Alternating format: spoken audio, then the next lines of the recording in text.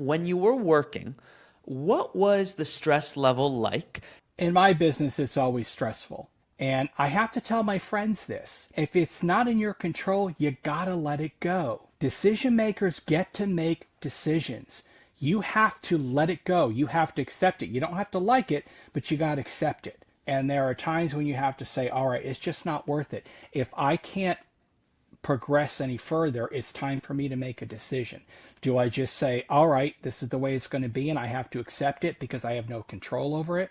Or do I leave and either retire or find another position?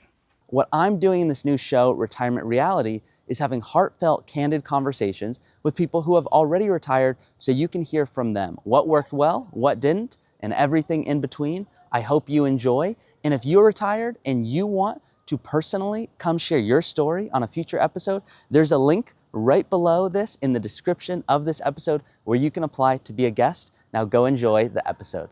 My guest, Reg, worked at Disney's EPCOT, was in the military for 20 years, and retired early. Now, what was really interesting about this story is how transparent he was about his finances and his spending, and how he has a pension, but also a 401k, how he's glad he moved it to his IRA, and what he wished he did differently. Hope you enjoy. Reg, thank you for being here. This is another episode of Retirement Reality. Now, for those of you who have not tuned in before, this is not my traditional episode where I go over a conversion case study or Social Security benefits or healthcare. This is where you actually get to hear from someone who has already retired on what they wish they did differently, what's going really well. So we're lucky to have you here, Reg. Now, Reg, I ask all my guests the same question at the beginning. I say, if there was one word you could use to describe your retirement so far, what would it be? Relaxing. Relaxing. I like that one. Why is it relaxing? I get to do the things that I want to do and without the burden of answering to corporate hierarchy. Love it. Let's get the whole Reg story. So how old are you today? When did you retire? All the good stuff. Okay, I am 61. Just turned 61 a couple of months ago. So it actually started when I was 60 earlier in the year. My position in my company was terminated. So I was let go. I had been planning to retire at 62, only because that's when Social Security started. So I said, okay, that's a good transition. And my husband, who is 5 years younger than I am, my deal to him was that when I retire, he can stop working. And what happened was when I lost my job, we talked with our financial advisor, and the financial advisor said, you could have retired several years ago if you really wanted to. And so I knew that, but I wasn't ready yet because there were some things that I still wanted to do professionally. But I did put out a few applications, and then I got to thinking, if I'm really going to retire at 62, and I was a pretty senior individual, and I didn't feel right only giving another company a year and a half or so before I said see ya. So my husband and I said, all right, we're going to go ahead and retire. The other aspect was that my father-in-law is our last living parent.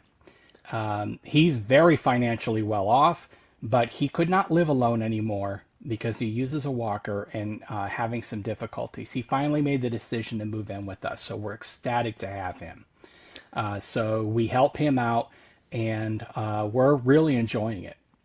Does it feel like a blessing in a weird way that you were laid off, or are you like, oh, I wish I did work a little longer? Yes. Now it is.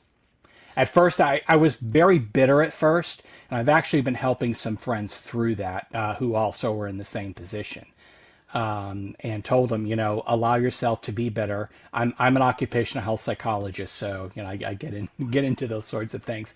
And I said, it's okay to feel bitter. Allow yourself to work through that feeling, but having gone through this in a few weeks, you will realize it's the best decision.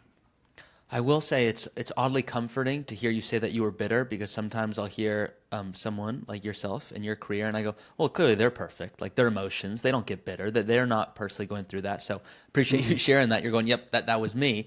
Now, was the writing on the wall that you were going to be laid off, or was it out of left field?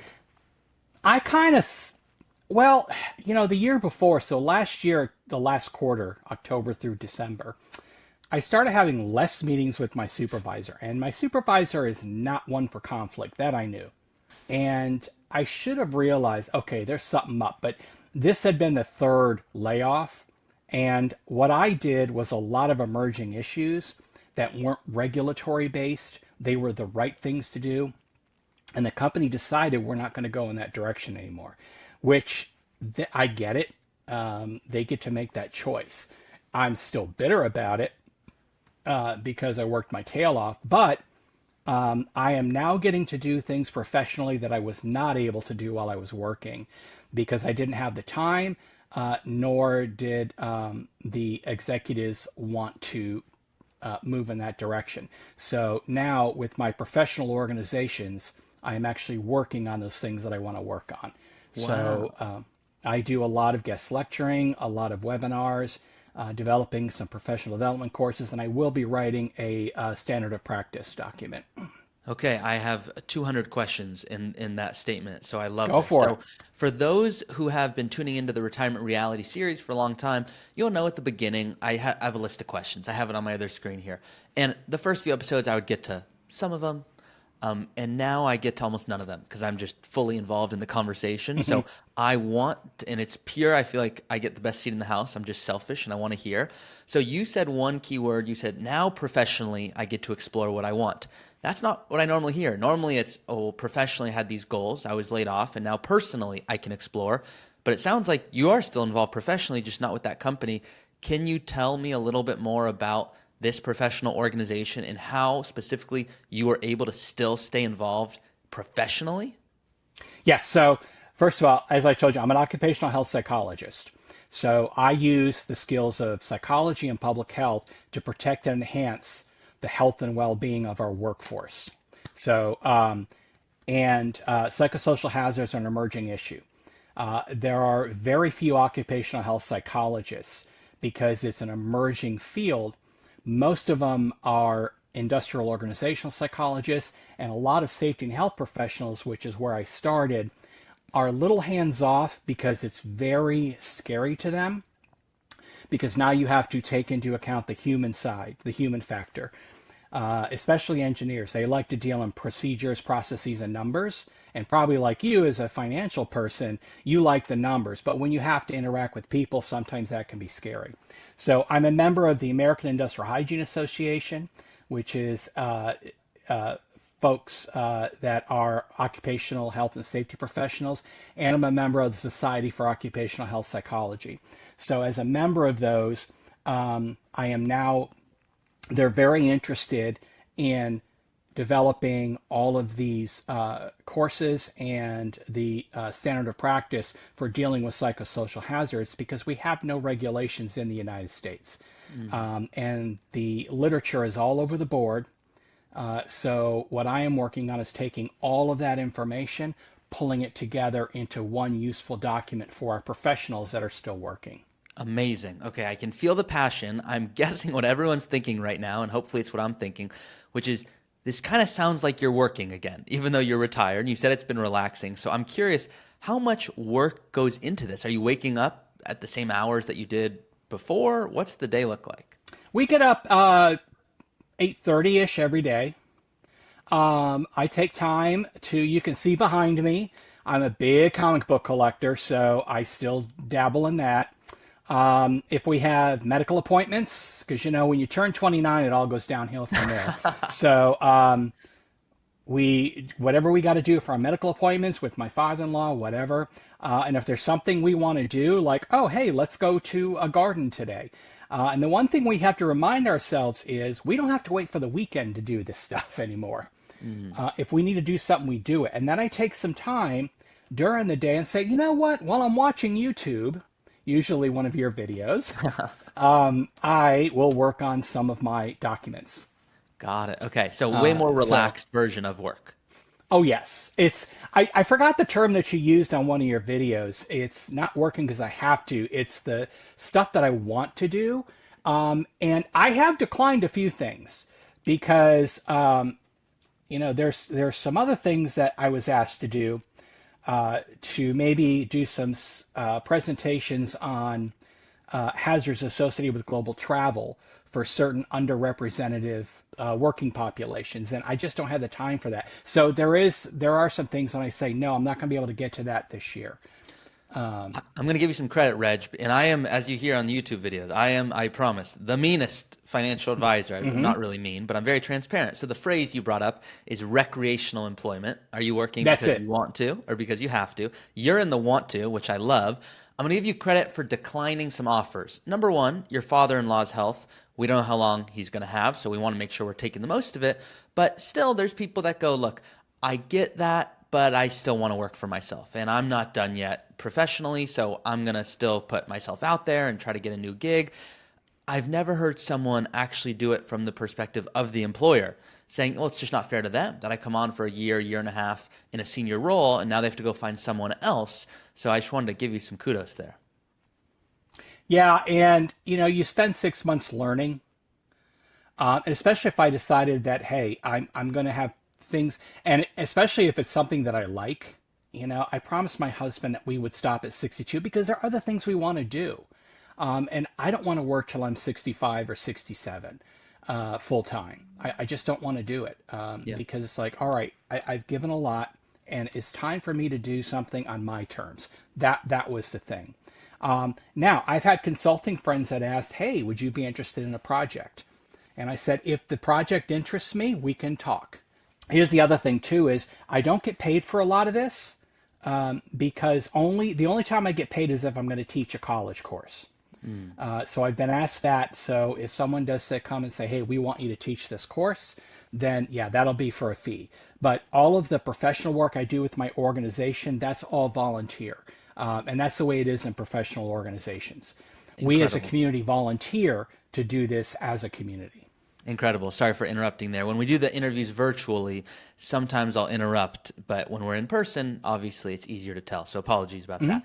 I do want to say, Reg, pro tip that you're already doing, but for those who are unaware, I've had some people reach out and go, I'm going to retire and then I'm going to do some consulting. And I'll take a few projects. All of a sudden, they're working full time again. So a trick, which you're going to say, like, you're the worst financial advisor in the world, which I would not blame you if you're about to hear this, is to decline any money. And if you even take a little bit, now you're working again, you're on a schedule. So the fact that if you're going to teach a college course, great, you'll take a fee for that. It's what you do.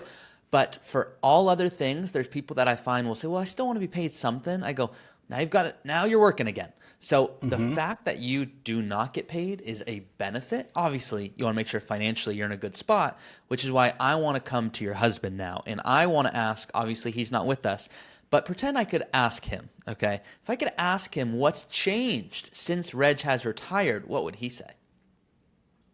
I'm a lot more relaxed. He's a lot more relaxed. He hated his job. He's the type of person that will do what he's asked to do, but he worked because he had to, and he could not wait to get away from that company. So he was very happy. I did not have to push him to retire. When he found out he could retire, I'm sure, I mean, you already said it, you knew you could retire earlier, but there's still some things you wanted to do, and you wanted to wait and retire together. Was he pushing you, hey, Reg, I know professionally you want to do these things, but I'm trying to retire. Don't you see I hate what I'm doing? What was that dynamic like? It wasn't a push. It was more of a discussion. And so when I lost my position, I put out a few applications and we discussed it together. We did say if Dad moved in with us, then yes, we would stop working because we would want to dedicate our time with him so we could have more time with him. And it has worked out great. And we manage all of his finances. He just says he doesn't have the energy anymore. And so he's leaving it all up to us. And my husband's an only child. Okay. So that's what makes it a little different. Like I said, he's our last parent. And to be honest, when we moved to Florida 10 years ago, we built our house with the intention that one of our parents would have been living with us. That's what we were planning for. Wow. So he has his own bedroom with his own bathroom and he's all set up. He is living the good life. Okay, and that's what we wanted him to do. Now, he's funny because he tries to do things, so we have to kind of tell him, it's okay if you are just sitting around playing with the dogs. You've earned it. Enjoy it. they're lucky. He's lucky to have you. So sorry, that's what I was going to interrupt and say. I want to ask. I think I know the answer, but I just want to confirm. Is your husband struggling with purpose at all, or is he's like, look, the fact that I just don't have to work, I've got Oh my no, father. Okay. no, because he's involved. He loves Pilates, does that. He's one heck of a gardener. He gets his green thumb from his dad for sure. We have probably 15 fruit trees in the yard, Cool. and maintain them all. So that's his big thing is the gardening. Now he's starting to realize there's going to come a point when he can't do that anymore. So we have some options. We have a half an acre. So now we're like, okay, when I can't walk up and down stairs anymore, or he can't garden anymore, then we have to have that next conversation Where in Florida are with you? what we want to do. Central Florida, Orlando area. Cool. Let's go back to young Reg. Was young Reg getting a 401k contribution in as soon as he heard about it? Who educated you about No, finances? nobody. I'm the last of the boomers. So I was born in 64. I'm at the tail end. And I was watching some other videos, and I didn't realize until I watched the videos. When I was in the military for 20 years. I went in 1981, right after high school, and that stuff wasn't available. And I was also into that, hey, after 20 years, I'm going to get a pension, and then I'll get another job, get another pension, and then go on Social Security. All that has changed, and I grew up with that change. We call that the psychological contract, where it used to be psychological contracts are unwritten expectations between an employer and employee. And some of those are, hey, if I'm an employee and I do a good job for you, I expect the employer to do a good job by me, and vice versa. That's gone. It's now everybody for themselves. And we see that particularly with younger people turning over, especially in the tech field where I just left 2 years and they're moving on, these young folks. So that's a reality. But so when I left the military in 2002, when I started, I stayed with the federal government as a civilian employee. That's when I started with the 401k, because I didn't know it existed until I got there. I was like, okay, I never heard of this before, and nobody ever explained it. And YouTube wasn't as big as it is now with that. And the only experience I had was brokers contacting me saying, oh, we want you to buy into these front-loaded mutual funds. And I'm like, yeah, that's a no. Yeah. I knew enough to say, yeah, that doesn't sound right. So I started with the 401k, which on your videos, you're absolutely correct. You don't get a lot of growth out of those because you're limited. But as soon as I could, a lot of people said, hey, don't roll over your 401k or your TSP for the government because you'll pay a lot more. I have seen more growth since I've rolled it over with a good financial advisor to say, we can make that grow, 8 to 10% if that's what you want. And that's been my goal is I don't want too aggressive, but I said, if I can get 8 to 10%, that's fine. I just want to stay above inflation. Love it. So I started that. So it really was the last 20 years we got really serious. And I'm glad to hear some of your videos because, and I've talked to a lot of friends about this, and you're spot on when you said, you're wealthy but cash poor.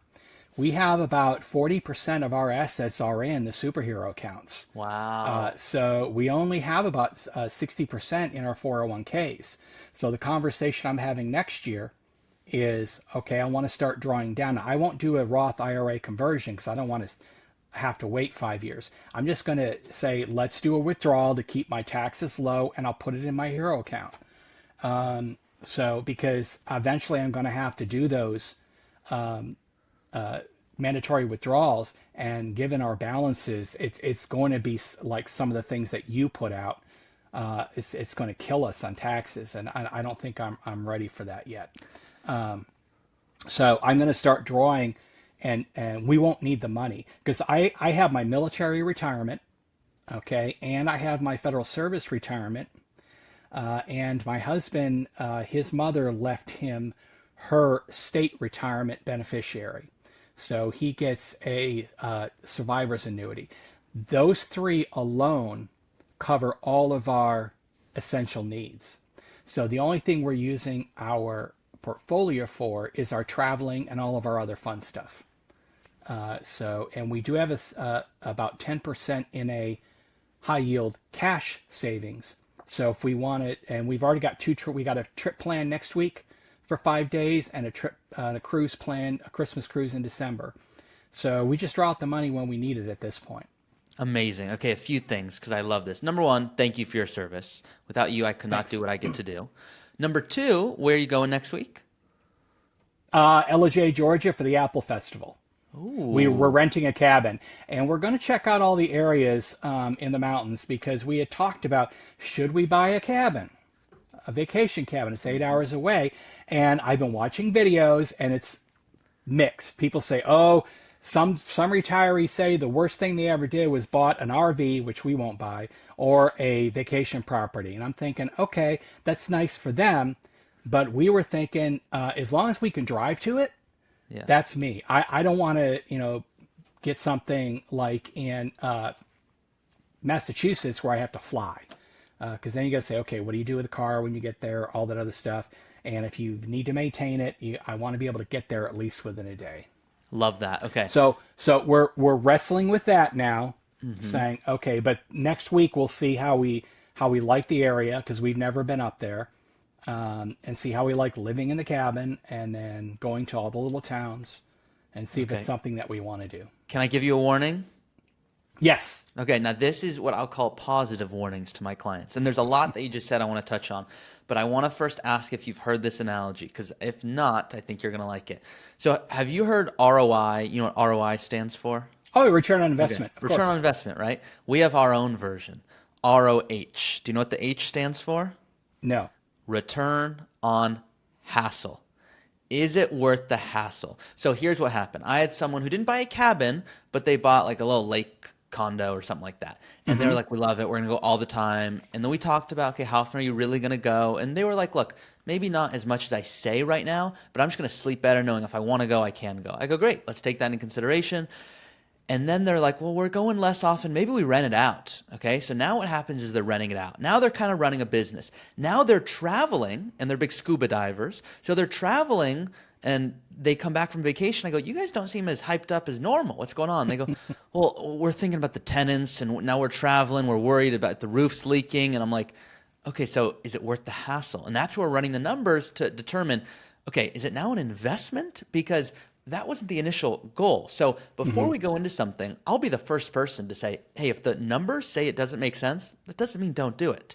You can make a non-financial decision, but I want to make sure we're not bringing unnecessary hassle unless it's something you actually want to do. I have certain clients that are like, my passion is being a landlord. I'm like, well, great. It sounds like it's not only something that you could enjoy, but it's going to give you something to do. So just a caution, but like positive caution there.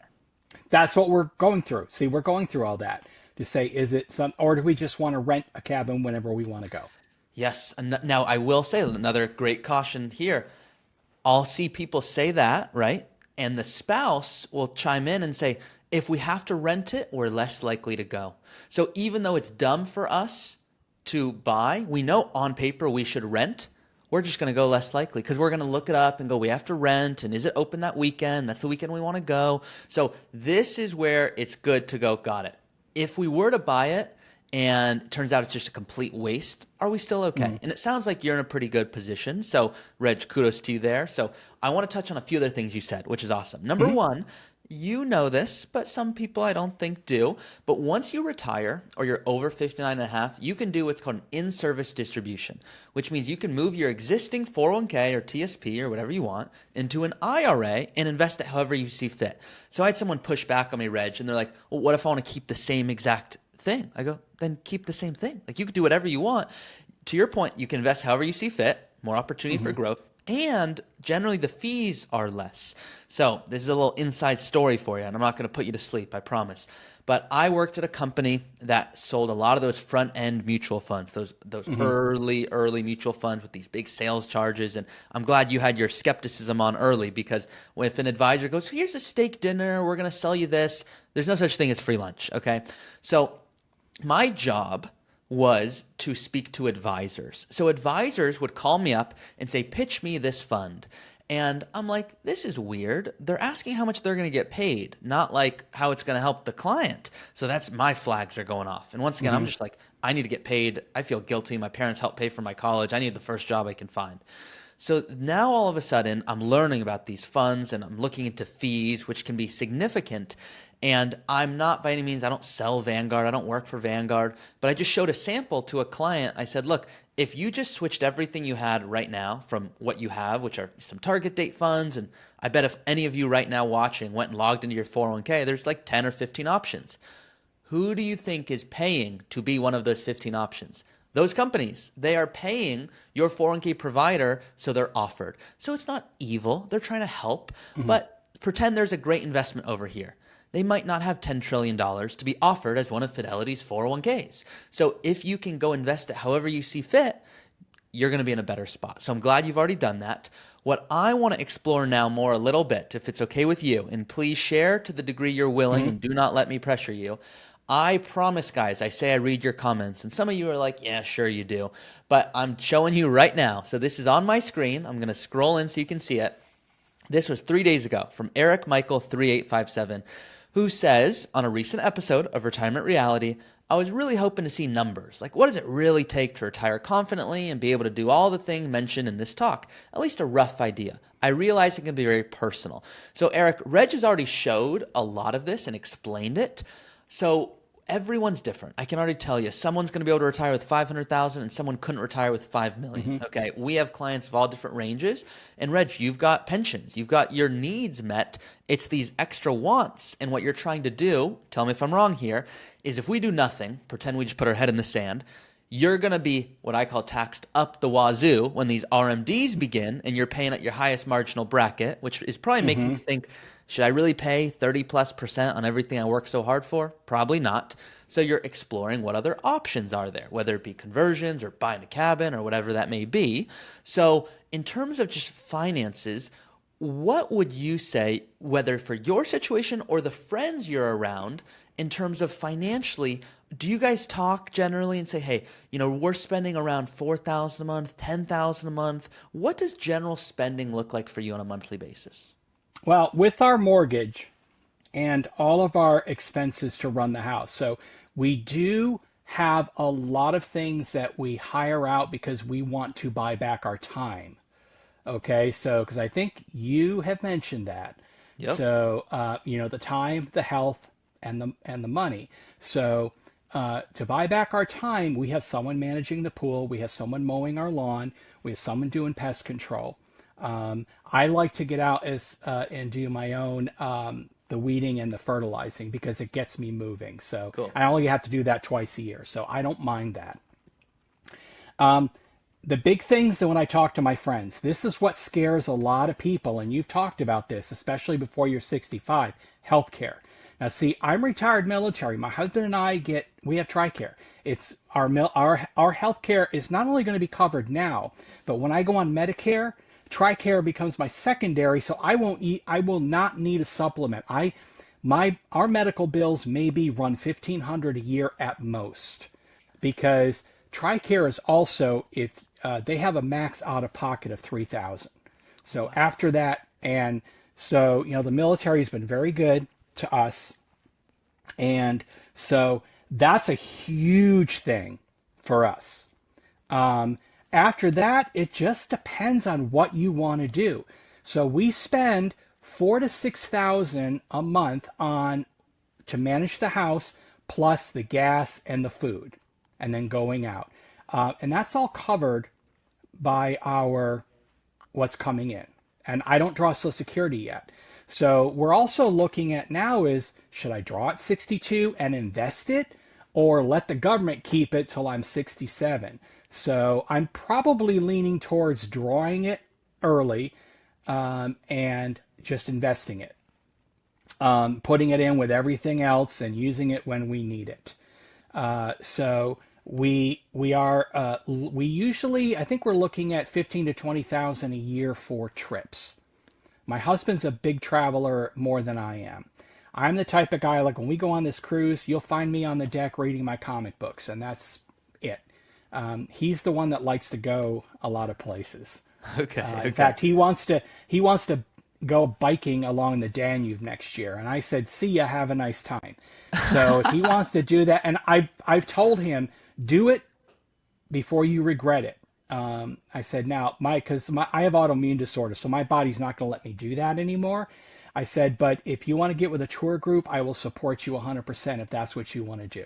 Oh, you sound like a great team.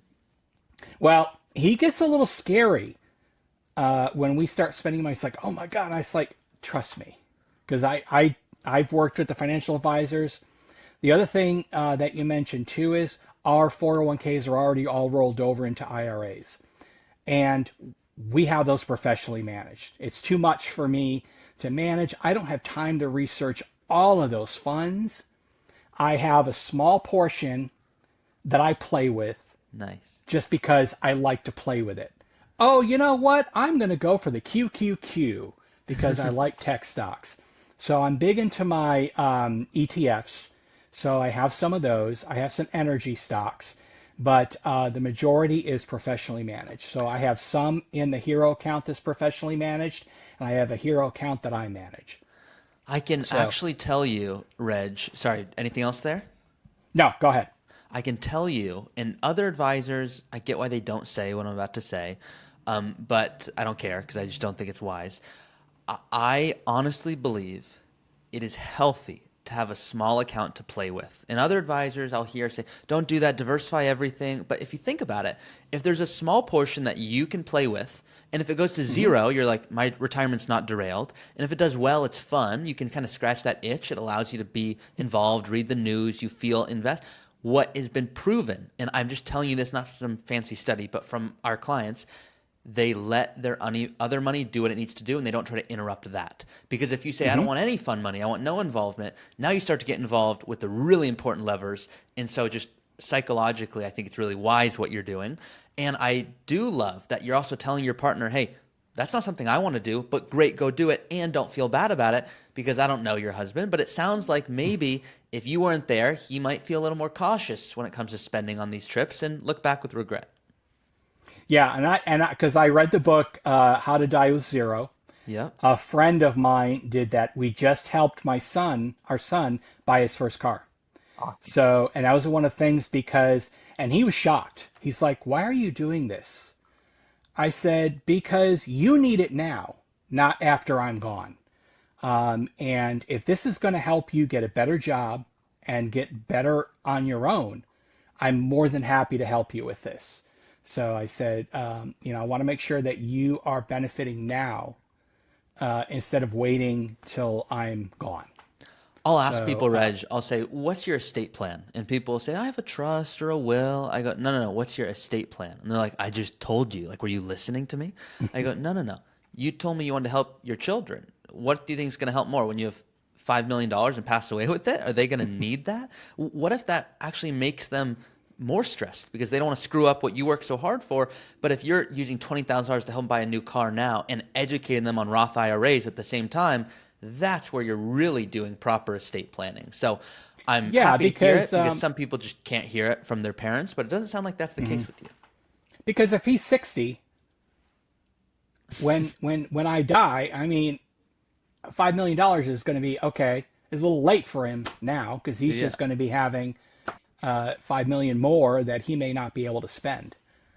So we are going to talk estate planning in the next couple of years with our advisor to say, okay, I want to start that to make sure that we've got that in place. And if that is setting up a trust and then looking at or an annuity, and just I've got to make sure that my son is also responsible still. So to say, okay, I just don't want to give him, a chunk of money and say, here you go, now have at it. But really working and making sure that he's educated. I love as it. well. I have to bring it up. I just can't help myself. We're going to get back to some more emotional things, but the coolest thing I learned when I was going through my estate planning courses early days was what's called HEMS provisions. Have you ever heard of this before? I just think it's cool, so I like talking about this. So if you think it's too lame, tell me to shut up. But someone once told me about a nightmare when their child inherited like $3 million. I'm like, I see the problem. It's too much to inherit, but like, what do you do about it? And they go, what you do is you set up HEMS: health, education, maintenance, and support. So pretend that, they have a health issue. Well, if you have passed, they don't have access to all the money, but a portion for health related, which could be unlimited. For education, it could be up to 100,000. And I was like, oh, but what does that cost? Like $10 million to set up? Like, we don't all have foundations, okay? And they're like, no, it's super easy on like a basic trust. It's a few $100. I'm like, why doesn't everyone do that? And they're like, well, people just don't know about it. Most people think a trust is just, here's where the money goes, but it's actually something you can be really intentional about and speak to your child about it and say, hey, by the way, if anything happens to me, like if you want to go back to grad school or you don't love your job, like this is an option, and you can choose who you want it to extend to. So pretend their grandchild or whatever it may be. So just something to bring up when estate planning comes up. You can do one of these fun questions and be like, did you forget to ask me something? And see if they proactively tell you about it. Okay, so what I would love to get back to, Reg, I have a few questions. One, I knew early on when we started talking, I wanted to ask it. So sounds like you have some friends. Sound like you talk about whether it be retirement planning, investing, whatever it is. But just from a community perspective, when you were working, I imagine you were a somewhat popular guy because you're a cool guy. You like comic books, cool stuff. How are you getting your level of community itched, or that, if that makes sense? That was a bad question, but do you know what I'm asking? Like, how are you still finding your community even without work? Oh, we have a good circle of friends. In fact, one of our friends is going with us on our cabin rental next week. So he works, travels a lot for his work. We just said, hey, we got this 3-bedroom cabin. You want to join us? And he does. We vacation with them a lot. Now we have a lot of other friends that we've known for 20, 30 years. If they're not retired yet, is it hard to hang out with them? No, because we meet for dinner on a regular basis, or we'll do something fun on the weekends, have a pool party, and then my good friend from the federal government, I chat with him on the phone a lot. He's in Chicago, and I don't know if you've ever heard this, but we're both part of the KMA club. So have you heard that, KMA? No. Kiss my butt. Oh, I know what it is. And we set up a KMA LLC. So Jason and I are board members because we've retired. Because we were in that position, because when we looked and said, okay, we could have easily said, screw this, I'm done. Yeah. And what my friend's going through is he's only 50. So he's worried about the healthcare. And it's rightfully so. And because he asked me, he said, how big is this healthcare thing? I said, it's probably huge because we don't have to deal with that. But there's a lot of people that do, because it's not cheap. Yeah. Oh, well, first of all, I think there's going to be people in the comments that want to be part of the KMA club. So if you do, okay, you can hit up Reg. I will say that is hilarious. Okay. Second thing on healthcare, because it comes up all the time. I put out a video recently. About 100,000 of you guys watch this video going, that's me. I'm worried about healthcare. And there's the reality and there's the dream. And let me explain what I mean by that. Okay. There's people that go, healthcare costs so much, I can't retire. And they stop there and they just cheat themselves. They go, it's just the reality. It's not the reality. Okay. If you have a superhero account, which Reg, you've mentioned a few times, which I love, some people don't know that's a brokerage account. Okay. It's my favorite account because you can massage your income and you can do cool things. Now, if you were someone who's like, I've never heard of this, what the heck are you talking about? I only have a 401k. Does that mean I can't retire? No, it's just not as optimal. Okay. So my point as to why I'm bringing this up is we have clients that spend legitimately a few $100 a month. So not what Reg gets of $1,500 for the year, but we have a few clients that are spending a few $100 a month and they have $3-4 million. They're just being really wise with how they withdraw income. We have other clients that are spending legitimately, and get ready, okay, $1,500 to $2,000 a month, okay? So $25,000 a year, that's significant. But people will just assume, yep, that's what it is for 25 years from 15 years, 50 to 65. It doesn't work that way. You can be really, really intentional. So if you are not retired yet and you are falling in the bucket of someone who goes, most of my money's in a 401k, it's all pre-tax, maybe we stop maxing out the 401k, which will feel weird because it's like I've always been doing that, and putting a little more to the superhero. Was that something that, Reg, you were ever considering or looking into before you retired? I knew I wanted to build it up. So Okay. we were Why did you building know up that though? because I didn't want to have to draw the 401k or the IRA until I was needed to. I wanted to be able to have quick access of money that was not going to increase my tax burden So you right away. prioritized flexibility over the deduction. Yeah, absolutely. So, Why do you and think so like many people don't do that? I, because they just think that, okay, I need to maximize. It depends because, as a high earner, when you stop doing your 401k, that's a tax benefit you don't get at that time. And some of us are sick and tired of paying, thousands of dollars extra each year because we didn't have enough taken out. But when you have enough taken out, you're given 30 or 40%.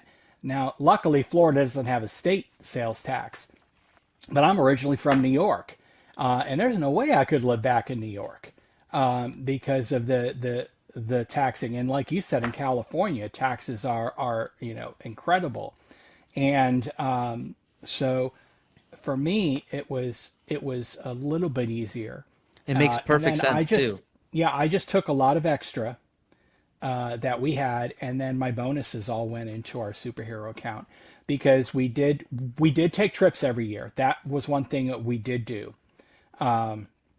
So we did live for now, but we also made sure, okay, if we want to retire early, I've got to make sure we have enough into our superhero account, so that way, especially for Jason, who's only 56, he can't touch his IRA for quite a while. Yeah. Still, and he will not get Social Security until he's 62. So, but we'll go through that same exercise to say, should he wait or Yeah. what? So, and it might be different for both of us depending on how we run it and look at different scenarios. Incredible. There's a few things I want to bring up. Reg, I know I already said ahead of time, normally these are 30 to 45 minutes. Are you cool if we keep Oh, running a little long? we can keep running as long as you want. Okay. I So, am good for the rest of the afternoon. okay, I promise I will not keep you too long. I don't want to interrupt nap time or comic That's book all right time or because anything else. I started watching James probably about a year ago, Okay. and then you started popping up on my recommended videos. So, and now I do watch your videos a lot too, and Awesome. they are very helpful, and they do help solidify what I'm already doing. Love that. And yeah, that's what I hope they do is it tells you, yep, I'm doing this and I'm going to keep doing it because it's going great. And here's something I should maybe consider differently. So I want to bring up another benefit of the superhero account. Many people know, but I've got a quick fun story here. So I had someone, Reg, that called Vanguard and said, Ari, actually they emailed me and said, Ari, you don't know what you're talking about. I said, okay, maybe I said something I don't know. I don't know, who am I to say? What did I do? I apologize. Just do you mind sharing? They said, yeah, the account doesn't exist, big shot. And I'm like, oh, let me guess what happened here. And do you mind sharing? They said, yeah, I called Vanguard. Superhero account's not even a thing. I go, I'm really sorry, but it's a nickname. And they're like, what? I go, yeah, it's a brokerage account. So if you actually do try to set up a superhero, it's not a real thing. It's just my nickname for the brokerage account. Now, I will also say there's a benefit I love about it, which is actually not for you, Reg. It's for your husband, Jason. And you're like, really? Because it's my superhero account. No, it's for Jason. Because if you were to pass away, Reg, and all your money's in a 401k, which I know it's not, but hypothetically in this scenario, he's going to be looking at a big tax burden, and he's got a certain amount of time. He's got to do all these rules you got to follow that are constantly changing.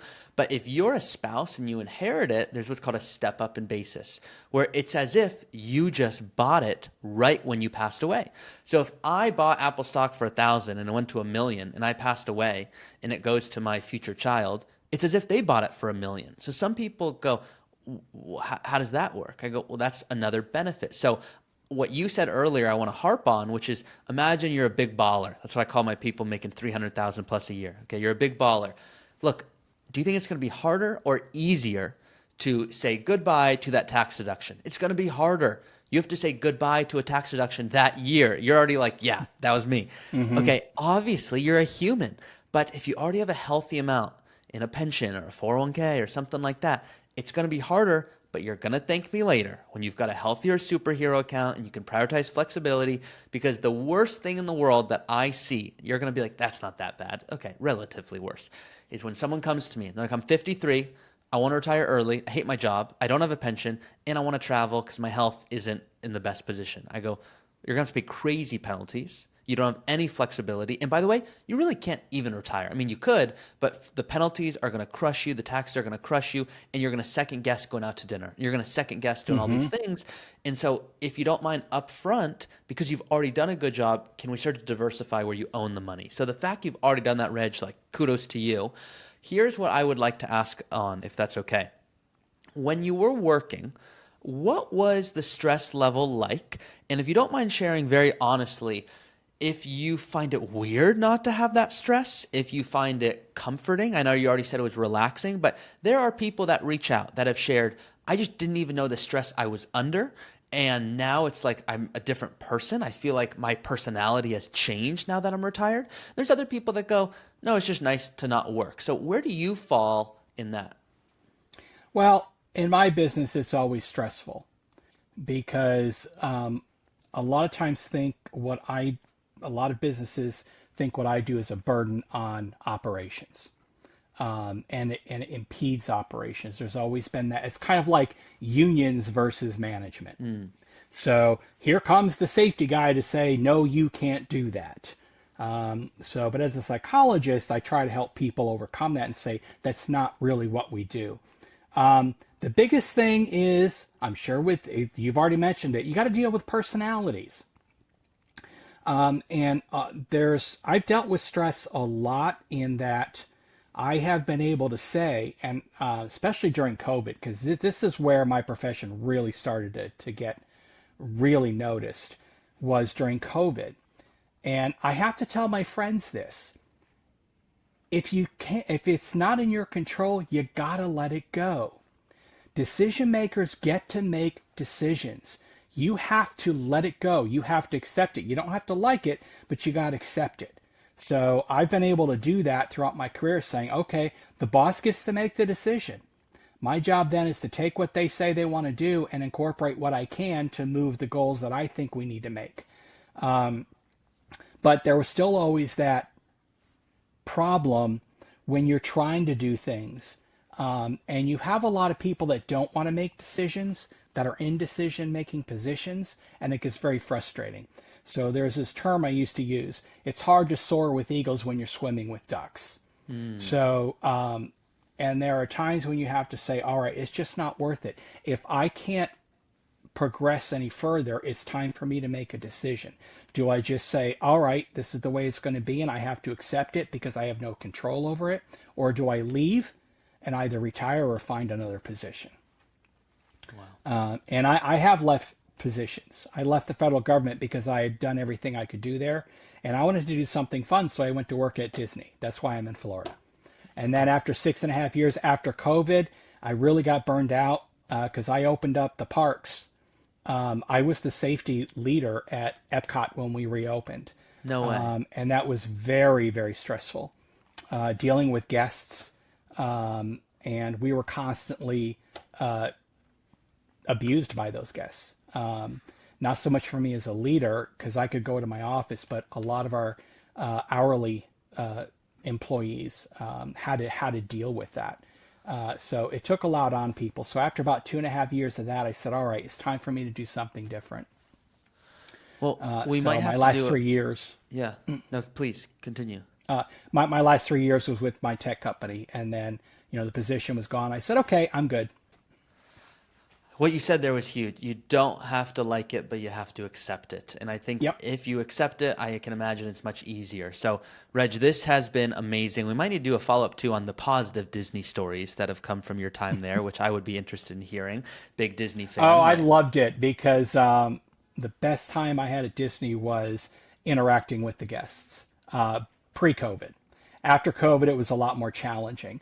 But pre-COVID, it was a lot of fun. And I would do that. If I was having a bad day, I would go out and I would look for people that are celebrating.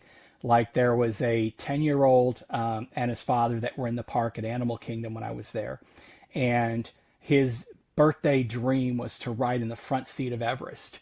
So I actually walked him over to the ride and got him on the front seat. And the only requirement from him was that I rode with him. That's So amazing. that was fun. That's amazing. Oh, And I that always got changes. asked questions on every time I talked about Disney. They always asked me how many times did I ride Expedition Everest, and I And would answer them today or this week. Okay, so because it was expected for us to experience the attractions with the guests, so oh, we did that a lot. that's incredible. Okay. I have one last fun story I want to share, and then, Okay. Reg, I'm going to give you a second to think about it because the way I like to end these episodes is I'm going to let you talk to younger you. And basically, you get to talk to younger you and say, hey, you did a good job. You retired. Now, here's where you are. You get to give them guidance if you wish. So you could say, hey, here's something that I think you should really be proud of.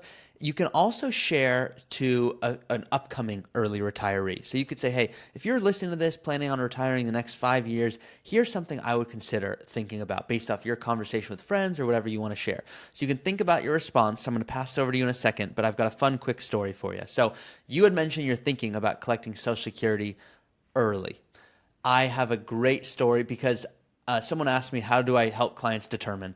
And I say it's based on their personality. And they go, that's weird because most of the time it's based off like a break-even analysis or tax stuff. I go, no, that's all wrong. It's personality. And they go, why? I go, because I have a story that's going to illustrate it. So I had a client that said, Ari, you know me, I'm a pretty smart investor. I looked it up, and if I collect Social Security early, I can start collecting about $1,700 a month. And if I don't, it's going to grow at, I don't know, something like 6.5%. And based off what my portfolio's done, about 10%, that's better. So I think I should collect earlier. That way I can invest it and do better than the government. I said, great. And then they went on to say, also, I don't know how long I'm going to live, but what if I were to like pass away early? I don't want to be like, I could have collected this thing and I didn't. I go, makes perfect sense. Okay. So I said, I don't recommend you do it. And they're like, what do you mean? You literally just gave me great examples and kind of confirm what I was thinking. I go, I know what you're going to do. You're going to take the money and you're not going to invest it. And they're like, no, I wouldn't do that. I wouldn't do that. I go, okay, it's up to you. Just so you know, your financial plan, you're in a good spot either way. But in your case, I think you're going to sleep better at night by delaying, because if something happens to you, you told me your spouse didn't really work, and so they don't have their own earnings record. So if something happens to you, you want them to make sure that they get your benefit for the rest of their life. And they're like, yeah, that's important, but you know, we've got a portfolio. I said, okay. So they started collecting early despite my guidance. And I tell my clients, I go, my job is to advise, not to tell you what to do. You are the CEO. I am the CFO. So they said, we're going to collect anyway. I said, great. I'm like behind you on the decision. They're like, really? Because you were upset about it. I go, my job is to help. Okay. So now, because I had mentioned that they are going to spend it, they didn't. So what I found was whether I said something or not, it was irrelevant. They very well could have taken the money and not spent it. They could have taken the money and spent it. But I shared transparently, because that's what I believe in, what I thought they were going to do based off their personality and previous history. And they didn't. And it worked out and it was a great decision. And I have other clients that may have taken it, spent it, and go, I should have delayed. It's kind of like automated savings. And so it's always about taking into personality into consideration, not just the numbers. So, Reg, you strike me as the person who would invest it, which is why I'm bringing that example up for you. Well, and I thought about that with Jason because I think the spousal benefit is half of what the full retirement is, correct? Correct. And I think his exceeds that what he would get. So the Got to take spousal that, yeah. benefit, yeah. So I'm thinking, okay, he may not even be eligible for that. Right. So, and especially if we delay his. Yeah. No, you're exactly So, right. And last thing so you want to do is forego benefits that you could get if otherwise it's not going to impact what he would do. Now, if he never worked at all, different situation. So with that being said, Reg, I'm going to shut up. Once again, up to you. You can talk to your younger self, give yourself some credit. You can talk to someone who wants to retire in the next few years and say, here's what I wish I did differently. Here's what I would be thinking about. I'm going to be quiet for the next minute or so and give you the floor. well, I kind of wished I would have done more when I was in the military, but I think that was only because the resources weren't there. So, I don't know if there's anything I could have done without knowing the resources because, I didn't have the internet or the internet was very weak. My first computer I got was 285 or a 286 Tandy computer, and that was in the 90s. So, and the internet was not really a thing. And so, it just started to come in. And my first exposure was in the federal government with this 401k thing, because the military didn't have anything like that. They now offer the TSP for the military, but on a only with your portion. They don't have a matching because we have a pension. And we don't put into the pension. So will that ever change? Who knows? It just depends on how this budget and Congress thing is going. That's never come up. I don't even know if there's a political will to do that. But so there's not much I could have done. And I started maxing out my 401k around 2005 as I was moving up the chain in the federal government. And by the time I retired fully from federal government, I was already maxing out, and I started to build up that hero account. So I don't know if there's anything I could have done differently other than retired earlier, but I don't know if I would advise myself to do that because I was having fun at what I was doing. Amazing.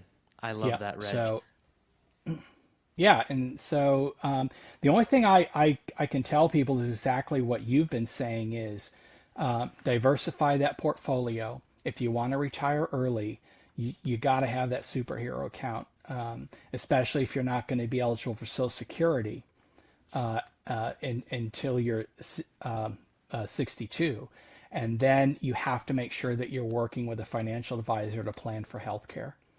And I think if people can get over those things, it'll work for them. But yeah, I will tell you, it is scary because you're saying, all right, I've got this amount of money. And for us, it's a lot like a lot of the scenarios you brought up were close to that. Okay.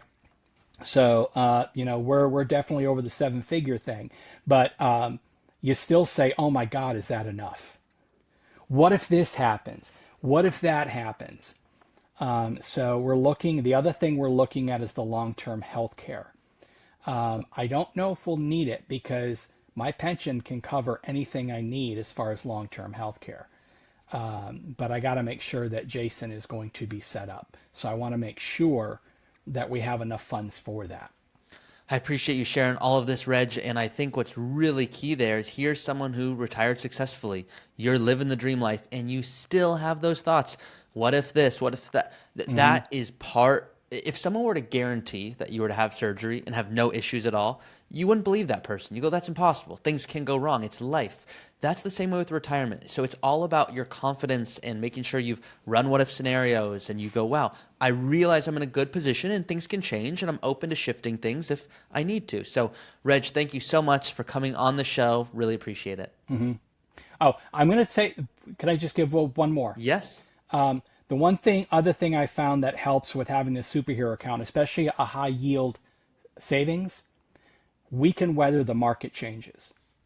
So we have enough in our cash assets to say, if the market takes a downturn, it's not going to impact us as much. So I'm very relieved about that. And that would be the other thing I would recommend to folks is have that high yield savings so you don't have to stress, okay, the market's down today.